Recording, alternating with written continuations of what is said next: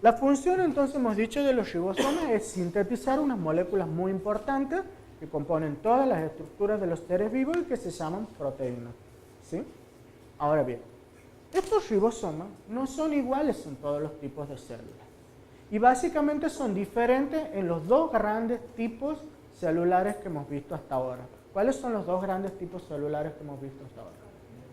Células procariotas, que eran los componentes de los organismos primitivos, bacterias y algas, y las células eucariotas, que forman las células animales y vegetales. Los ribosomas en las células procariotas generalmente son más pequeños. En ambos tipos están formados por dos estructuras que se llaman subunidades. Subunidades porque cada una compone una unidad. Que están graficadas aquí, una en gris más oscuro y otra en gris más claro, las dos pegadas entre sí. Es lo que veíamos aquí. Si ustedes ven aquí, tienen una pequeñita, una subunidad pequeñita y otra más grande. ¿Sí? Esa es la estructura de un ribosoma.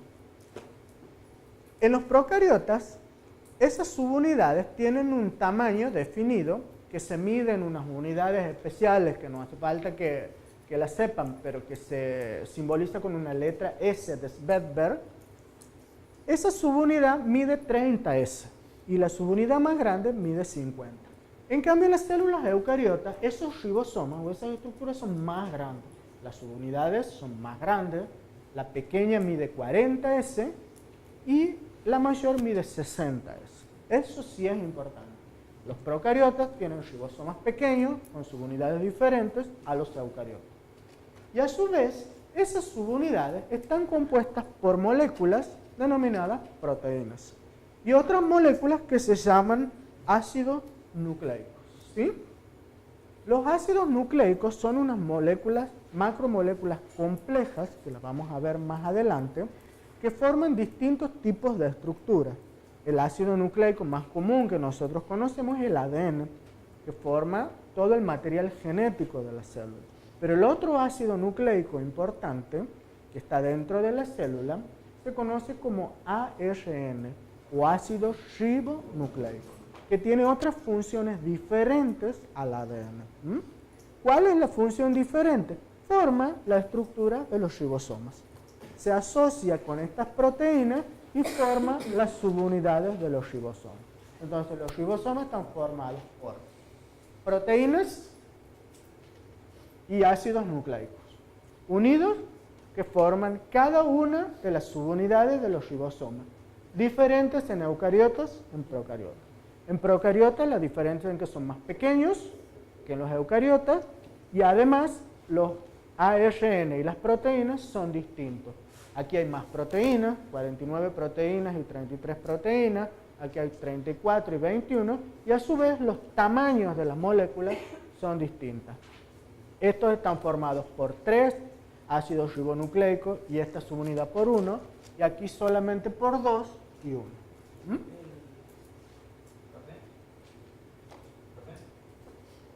Entonces, sí. ¿Cómo? No te escucho, háblame. No, porque es más, o sea, esta subunidad está formada por 33 proteínas más un ácido nucleico, que es el ARN, que tiene un tamaño de 18S. ¿Me entiendes? No, esto no es un signo menos, es un guioncito que ha quedado de la... El signo más sí es más, pero este no es un menos. Es un guioncito para señalar el ítem nada más, pero no es un signo menos. Bueno. Ahora bien, hemos dicho que esos ribosomas están de dos formas, sueltos en el citoplasma o pegados a esta estructura membranosa que se conoce como retículo endoplásmico. Ese retículo endoplásmico en realidad son sacos membranosos. ¿Se acuerdan de la estructura de la membrana plasmática? Bueno, tienen la misma estructura, nada más que forman sacos como si fueran vesículas que se aplanan uno encima del otro. Esos son sacos membranosos que forman como cavidades. Ustedes imagínense como túneles y cavidades dentro de la célula. Esa forma tiene el retículo endoplásmico. Y el retículo endoplásmico puede ser de dos tipos. Uno que se llama retículo endoplásmico rugoso y otro que se llama retículo endoplásmico liso, y que nosotros los abreviamos como RER y REL. Retículo endoplásmico rugoso, retículo endoplásmico liso. ¿Cuál es la diferencia entre uno y otro? Es muy sencillo. El rugoso es el que tiene pegados los ribosomas sobre sí, y el liso el que no tiene nada. ¿Estamos hasta ahí claro? Si vemos en el dibujito anterior de nuevo, esto sería un retículo endoplásmico rugoso. Están los ribosomas pegados a él, igual que en esto. ¿Sí? Y el liso, los mismos sacos aplanados, pero sin los ribosomas.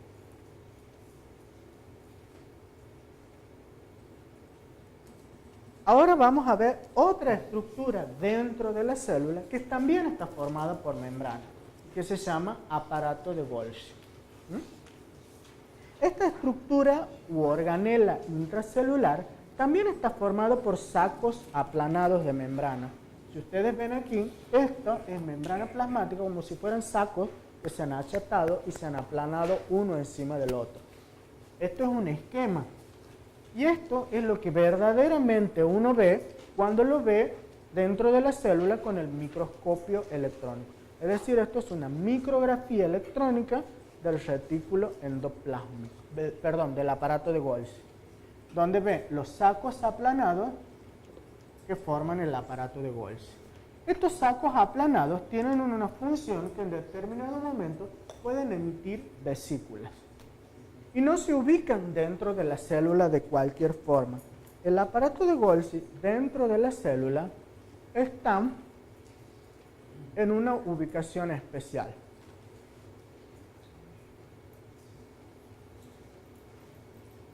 Si volvemos al esquema inicial de célula que yo les mostraba, aquí, este que está acá es el retículo endoplásmico rugoso que tiene pegados los ribosomas. Este que está acá es el retículo endoplásmico liso, no tiene los ribosomas. ¿Sí? Esto es retículo endoplásmico rugoso. Y esto que está acá en rojo son los sacos aplanados que nosotros llamamos aparato de Golgi.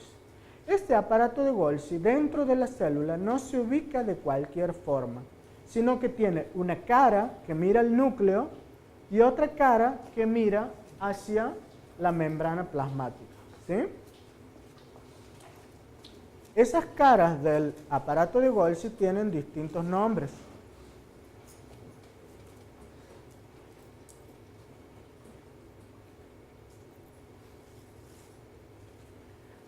La cara que mira el núcleo se denomina cara cis y la cara que mira hacia la membrana plasmática y el exterior de la célula se denomina cara trans.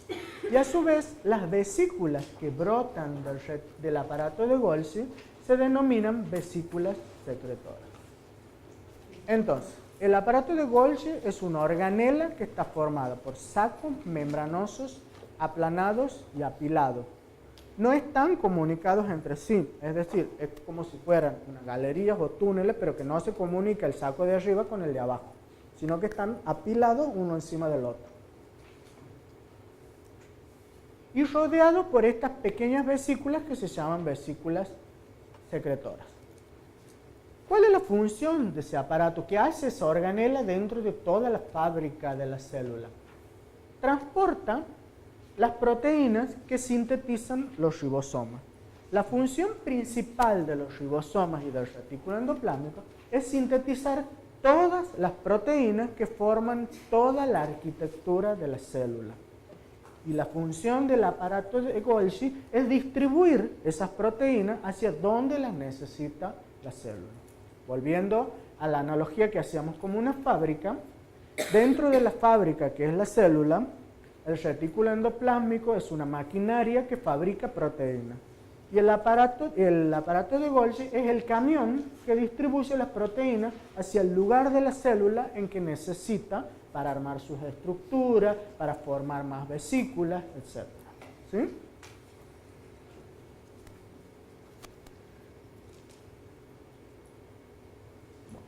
Pasamos ahora a otras organelas en el interior de la célula que se llaman vacuolas. Las vacuolas son estructuras que se encuentran dentro de la célula, que también están formadas por membrana plasmática, selladas, y son bolsas rodeadas por membrana. ¿Cuál es la diferencia? En las células animales generalmente son pequeñas y muy numerosas.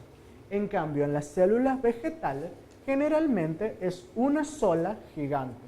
Si ustedes se acuerdan cuando hemos visto la diferencia entre una célula vegetal y un animal, si ven aquí, todas estas pequeñas vacuolitas que tiene la célula, esta es una célula animal.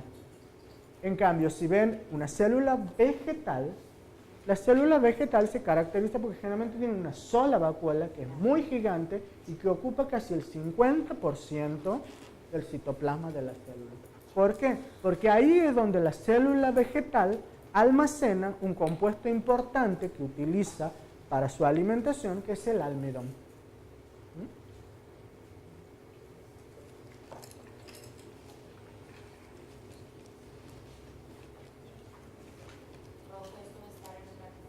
¿Cómo?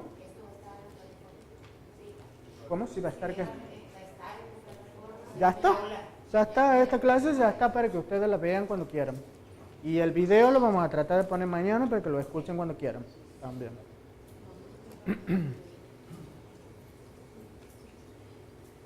Entonces, volvamos a las vacuolas. Hemos dicho que las células animales son pequeñas y numerosas, mientras que en las células vegetales son pocas, a veces es una sola de tamaño gigante. Y la función de las vacuolas, tanto en las células animales como en las vegetales, es almacenar nutrientes y desechos. Almacena nutrientes y almacena desechos que después, por el mecanismo que hemos visto anteriormente de exocitosis, se van a expulsar fuera de la célula. Esto que ven aquí son micrografías electrónicas de cómo realmente se ven las vacuolas dentro de la célula. Este es el interior de la célula donde vemos numerosas vacuolas de distintos tamaños. Aquí vemos otros tipos de vacuolas, porque unas más oscuras o más claras. Depende del contenido que tengan. Algunos tienen más proteínas, otros tienen más lípidos, otros tienen hidratos de carbono. Y eso es lo que le da la densidad con la que aparecen en el microscopio electrónico. Bueno. Ahora pasamos a otra estructura dentro del interior celular que se llama lisosoma. Para entender qué son los lisosomas, volvamos a lo que era el aparato de Golgi. ¿Se acuerdan lo que era el aparato de Golgi? Esos sacos aplanados de vesículas que estaban rodeados de pequeñas vesículas que emitía el aparato. Bueno, estas vesículas secretoras en algún momento se transforman en lo que se conoce como lisosomas. ¿Cuál es la diferencia entre una y otra? Que cuando estas vesículas se convierten en lisosomas, dentro de la vesícula ocurre una reacción química enzimática que transforma esa vesícula en una maquinaria de digerir proteínas y otras sustancias. Entonces, la función del lisosoma es dentro de esa vesícula producir todas las reacciones químicas de digestión y transformación de la célula. Los compuestos que hay dentro de los lisosomas normalmente serían nocivos para la célula, porque por ejemplo para degradar las proteínas, para degradar el material de desecho, la célula tiene que realizar reacciones enzimáticas muy fuertes, que si no lo hiciera dentro de los lisosomas, lo hiciera dentro de su citoplasma, la matarían a la célula. Entonces el mecanismo que ha encontrado la naturaleza y la célula para poder digerir dentro de esa pequeña estructura sus propios desechos es encerrarla en esa membrana. Entonces son como vesiculitas dentro de las cuales la célula le prende una bomba a todos los desechos que quiere y los digiere. Y los lisosomas migran, viajan y por exocitosis se fusionan con la membrana plasmática y eliminan todos los desechos ya digeridos. Para que vean y nos digan después que una célula también puede ser inteligente. Entonces, los lisosomas son pequeñas vesículas rodeadas por membranas que contienen enzimas digestivas. Los enzimas son unos tipos de proteínas especiales que digieren otras proteínas, es decir, que las destruyen. Su función es digerir los alimentos que llegan a la célula.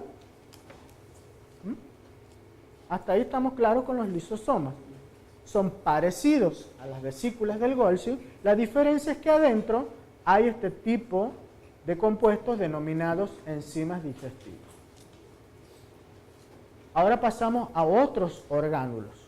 La célula, además de alimentarse, necesita producir energía para que todos estos procesos, ¿me entienden?, les resulte fáciles, necesita producir energía. Esta producción de energía no se realiza en cualquier lugar, sino que se realiza en determinadas organelas. Otra vez, dentro de la fábrica hay una sección que la célula ha determinado. Esta es mi sección productora de energía. ¿Dónde lo hacen? En las organelas denominadas mitocondrias en animales y vegetales, mientras que en los vegetales, además, hay unas estructuras especiales que producen energía que se llaman cloroplastos. Entonces, la maquinaria productora de energía en la célula se denominan mitocondrias y además en las células vegetales hay otras que se llaman cloroplastos. ¿Qué estructura tienen? Bueno, vamos primero con las mitocondrias. Las mitocondrias tienen una forma de organelas como si fueran alargadas y están formadas por dos membranas. Es como si fuera un saco cerrado dentro del cual hay una membrana externa y una membrana interna. La particularidad que tiene esa membrana interna es que se pliega muchas veces formando todos estos pliegues, que se denominan crestas mitocondriales. Dentro de esas crestas hay un espacio que se conoce como matriz. Cuando nosotros las vemos al microscopio electrónico, las mitocondrias las vemos de esta forma, es decir, como si fueran sacos cerrados por una membrana externa y la membrana interna que forma pliegues hacia el interior. Y después el espacio que ocupa dentro de las crestas que se denomina matriz.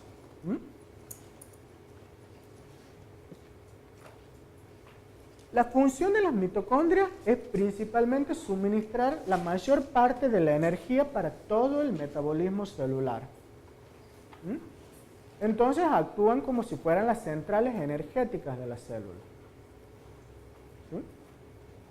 ¿Qué es lo que hacen las mitocondrias? No vamos a detallar aquí cuál es el mecanismo bioquímico o el metabólico por el cual las mitocondrias funcionan, sino simplemente mencionarles que la función de las mitocondrias es tomar la materia orgánica que se encuentra en el citoplasma de la célula y a través de numerosas reacciones químicas con el oxígeno formar dióxido de carbono, agua y moléculas de alta energía.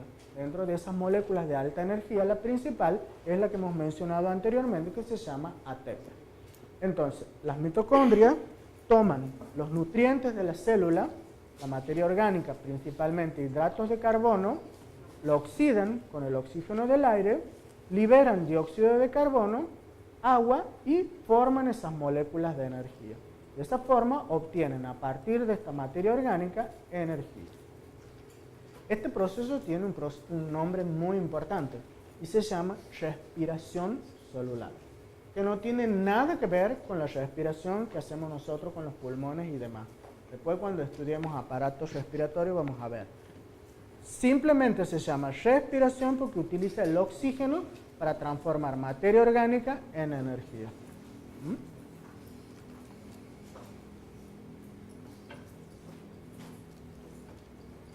Vamos ahora a las otras estructuras intracelulares que solo las encontramos en las células vegetales. Las células vegetales también tienen mitocondrias. También a partir de materia orgánica, de hidratos de carbono, pueden producir moléculas de alta energía.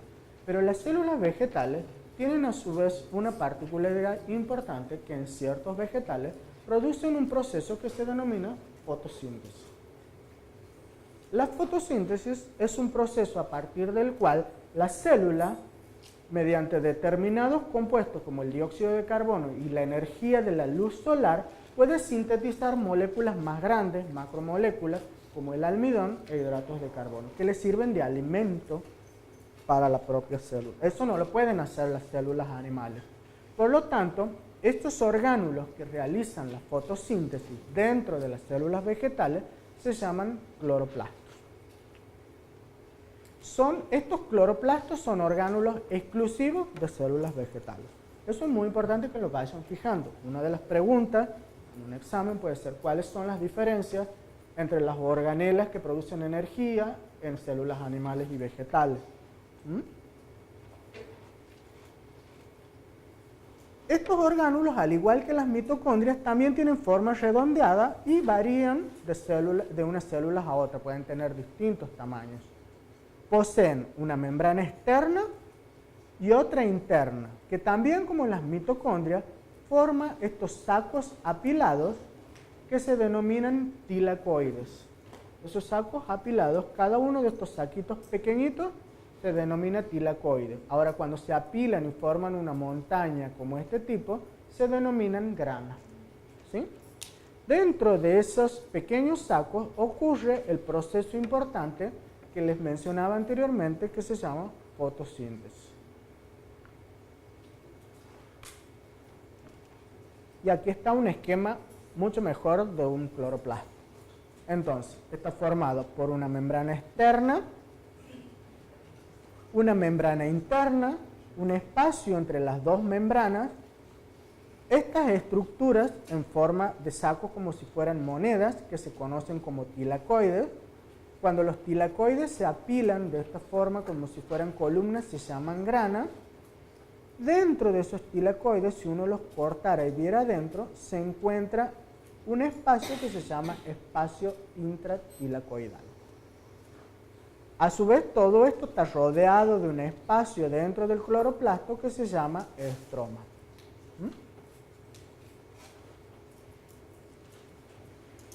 ¿Cuál es la función de los cloroplastos? La principal función de los cloroplastos es realizar la fotosíntesis, es decir, el proceso por el cual la célula, a partir de dióxido de carbono, agua y energía solar, transforma ese dióxido de carbono en hidratos de carbono que le sirven de alimento.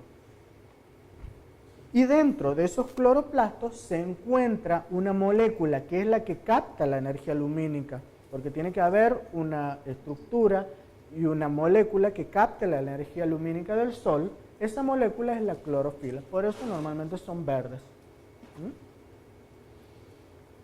Entonces, ese proceso de fotosíntesis en los seres vivos, poseedores de clorofila, captan energía luminosa que procede del sol, la combinan con el agua, con el dióxido de carbono, y de esa forma producen materia orgánica, glucosa, hidratos de carbono u otros como el almidón. Y liberan oxígeno. Este es un proceso parecido al que veíamos en la mitocondria, con la diferencia de que en la mitocondria se libera dióxido de carbono en el proceso de respiración, en cambio en la fotosíntesis lo que se libera es oxígeno. Y esa es la principal función de las células vegetales, producir el oxígeno que nosotros respiramos.